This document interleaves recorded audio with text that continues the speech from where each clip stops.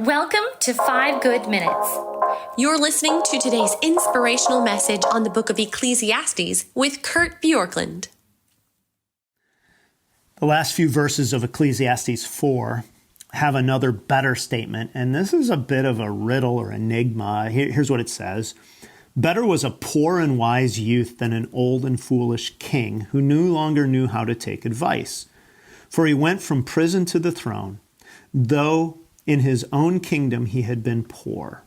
I saw the living who moved about under the sun, along with the youth who was to stand in the king's place. There was no end of all the people, all of whom he led. Yet those who would come later would not rejoice in him. Surely this also is a vanity and a striving after the wind. Now, this is probably a statement about a man who rose to be a king, and he's contrasting the young man with the older man, the version of the man that was different.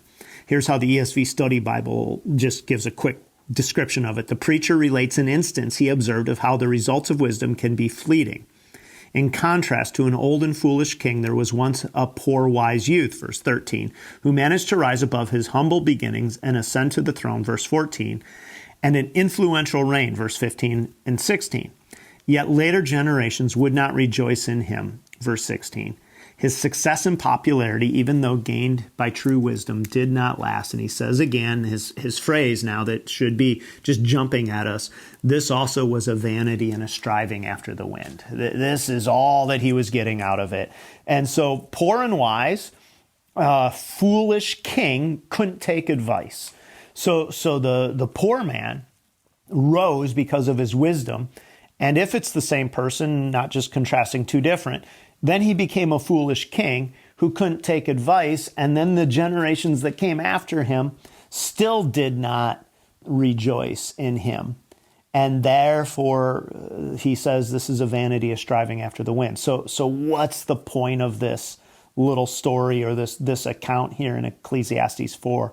I think ultimately what he's saying is you can start out one way, have success, and you may not finish well. And if you can't take advice, you won't be revered.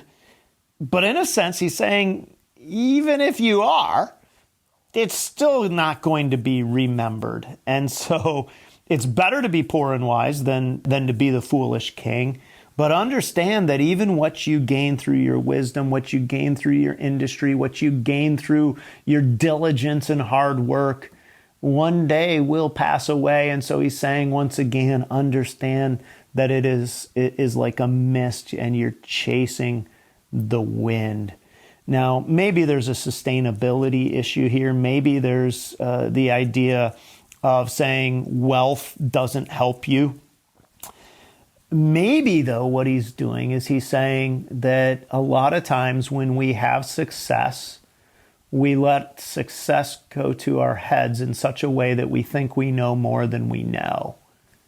This is kind of the idea of he couldn't take advice. Have you ever noticed that when somebody is successful in one arena, they think that they're wise in every arena? So in other words, somebody who has some success in business, makes some money, becomes wealthy, often will be the very person who then thinks that they know a lot about everything and seeks to listen to anybody in another arena because they've had success. And maybe this is just a simple warning to say, don't ever be so taken with your own success that you stop taking advice, that you stop learning, because then the end will be vanity, that you have said, I learned so much that I didn't need anything. And what you really need is to continue to be a student and wise, not the foolish king who can't take advice. Thanks for joining us here today. There's a lot of great content to explore on Orchard Hill Plus and on the Orchard Hill main feed from the weekend. Have a great day.